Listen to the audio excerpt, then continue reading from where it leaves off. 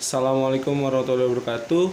Nama saya Reka Allegra. Di sini saya akan mempresentasikan salah satu bab mata pelajaran biologi, sel mitosis dan sel meiosis. Simak lebih lanjut videonya. Ya, di sini saya akan membahas tentang pembelahan sel mitosis dan pembelahan sel meiosis. Yang pertama saya akan bahas di sini pembelahan sel mitosis. Sesuai dengan slide yang ada di sini, pembelahan sel mitosis terjadi pada sel tubuh atau sel somatik makhluk hidup. Pada pembelahan ini dihasilkan sel anak yang mempunyai jumlah kromosom sama dengan kromosom sel induk. Pembelahan mitosis adalah tipe pembelahan yang menghasilkan dua sel anakan. Sel anakan ini memiliki karakter yang sama atau bisa disebut identik secara genetik dengan sel induknya. Artinya, kedua sel anakan yang terbentuk mempunyai susunan genetika yang sama, termasuk sama jumlah kromosom dengan induknya. Jumlah kromosom yang dimiliki oleh sel anakan adalah 2N atau bisa disebut juga dengan diploid. Sel diploid adalah sel-sel yang kromosomnya berpasangan. Yang kedua, pembelahan sel meiosis. Pembelahan meiosis hanya terjadi pada organ kelamin. Pembelahan meiosis berfungsi untuk menghasilkan sel gamet atau yang bisa disebut sel telur dan sel sperma. Melalui pembelahan ini akan dihasilkan sel anak yang mempunyai kromosom setengah dari kromosom sel induknya, beda dengan mitosis. Pembelahan meiosis adalah pembelahan sel yang menghasilkan 4 sel anakan, yang masing-masing sel yang memiliki separuh dari jumlah kromosom sel induk. Jumlah kromosom yang dimiliki oleh sel anakan adalah N, bisa disebut juga dengan haploid.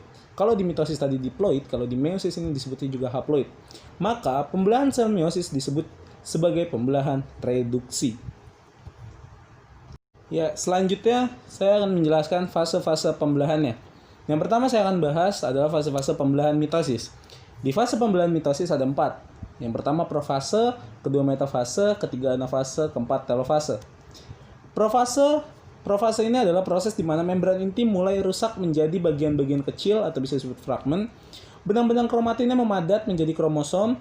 Benang-benang kromatin makin menjadi pendek sehingga menjadi tebal. Terbentuklah kromosom lalu membelah dan memanjang dan anakan kromosom ini dinamakan kromatid.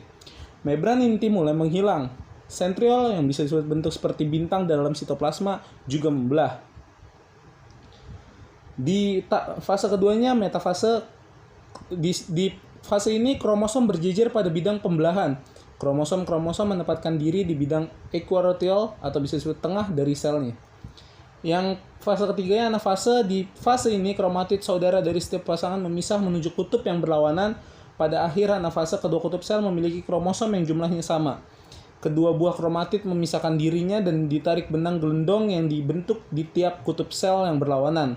Tiap-tiap kromatid itu memiliki sifat keturunan yang sama mulai saat ini dan di fase ini kromatid berlaku sebagai kromosom baru. Fase keempatnya adalah telofase. Di fase ini di setiap kutub sel terbentuk sel kromosom yang serupa, benang-benang gelendong lenyap dan membran ini terbentuk lagi. Kemudian plasma sel terbagi menjadi 2 bagian dan di proses ini bisa disebut juga sitokinesis. Pada sel hewan, sitokinesis ditandai dengan melakukan sel ke dalam, sedang pada tumbuhan karena selnya berdinding maka sitokinesis ditandai dengan terbentuknya dinding pemisah di tengah-tengah selnya. Ya, bisa dilihat di sini gambarnya profase, membran intinya mulai merusak menjadi bagian-bagian kecil. Lalu di metafasenya kromosomnya sudah berjejer pada di bidang pembelahannya. Lalu di anafase kromatidnya memisah menuju kutub yang berlawanan. Lalu di telofase mulai membentuknya membran inti kembali. Nah, lanjut ke fase-fase pembelahan meiosis. Di fase pembelahan meiosis sebenarnya sama dengan fase pembelahannya mitosis, tetapi meiosis berlangsung dalam 2 tahap. Jadi ada profase 1, profase 2, metafase 1, metafase 2, anafase 1, anafase 2, telofase 1, telofase 2. Saya akan membahas di fase pembelahan meiosis satunya. Di tahap ini ada profase 1. Yang pertama, membran inti mulai rusak menjadi bagian-bagian kecil atau fragmen dan terbentuk gelendong pembelahan. Yang kedua, benang-benang kromatin memadat menjadi kromosom dan kromosom homolog berpasangan. Yang ketiga, terjadi pindah silang atau pertukaran segmen molekul DNA yang sesuai di antara kromatid non-saudara. Yang proses selanjutnya metafase 1, kromosom berjejer pada bidang pembelahan. Proses selanjutnya lagi anafase 1, kromosom homolog memisah dan bergerak ke kutub-kutub yang berlawanan. Telofase 1, Yang pertama, kromosom homolog memisah dan bergerak ke kutub-kutub yang berlawanan. Yang kedua, membran inti mulai terbentuk kembali. Dan sitokinesis menyebabkan terbentuknya dua sel anakan yang bersifat haploid. Lanjut ke fase pembelahan meiosis 2-nya. Di profase 2, membran intinya mulai rusak menjadi bagian-bagian kecil atau fragmen dan terbentuk gelondong pembelahan. Metafase 2, kromosom berjejer pada bidang pembelahan. Anafase 2, kromatid terpisah dan bergerak ke kutub-kutub yang berlawanan. Telofase 2, nukleus terbentuk. Kromosom terurai membentuk kromatin dan sitokinesis terjadi. Ya, bisa dilihat di sini gambarnya pembelahan sel secara meiosis. Ya, lanjut ke pembahasan selanjutnya, yaitu ciri-cirinya.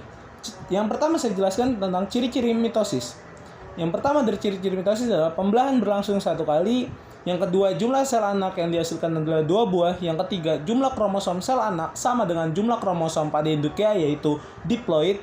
Yang keempat, sifat sel anak sama dengan sifat pada induknya. Yang kelima, terjadi pada sel tubuh atau sel somatik, misalnya pada jaringan embrional antara lain ujung akar, ujung batang, lingkaran kambium.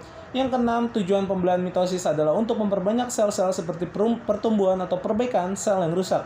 Yang ketujuh, tahapan-tahapan pembelahan yaitu profase, metafase, anafase, dan telofase yang kemudian kembali ke tahap semula sehingga membentuk suatu siklus sel.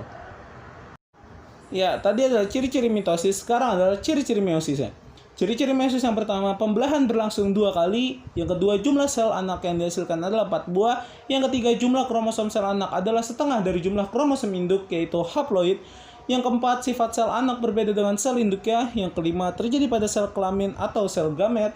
Yang keenam, tujuan pembelahan meiosis yaitu agar generasi berikutnya mempunyai jumlah kromosom tetap. Ya, kita sudah di ujung pembahasan materi ini, yaitu kesimpulan perbedaan antara mitosis dan meiosis. Perbedaan mitosis dan meiosis adalah pembelahan mitosis terlibat pada pembentukan sel-sel induk yang bersifat diploid, sedangkan pembelahan meiosis terlibat pada proses perubahan sel-sel induk sel gamet menjadi sel-sel gamet yang bersifat haploid. Mungkin cukup sekian dari saya, kurang lebihnya mohon maaf. Wassalamualaikum warahmatullahi wabarakatuh.